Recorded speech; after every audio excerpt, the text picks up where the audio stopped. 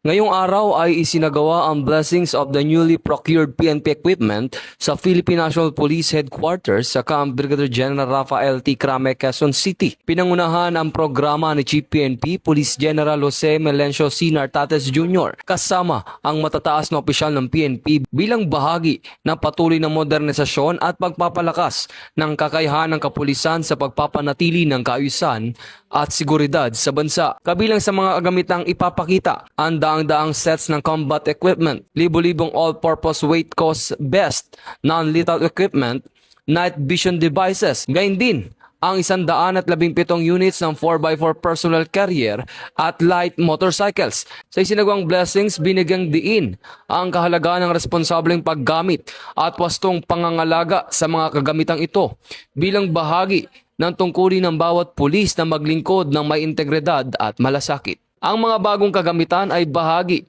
ng patuloy na modernisasyon ng organisasyon upang mas mapabuti ang kanilang kakayahang magbigay ng mabilis, epektibong serbisyo sa publiko.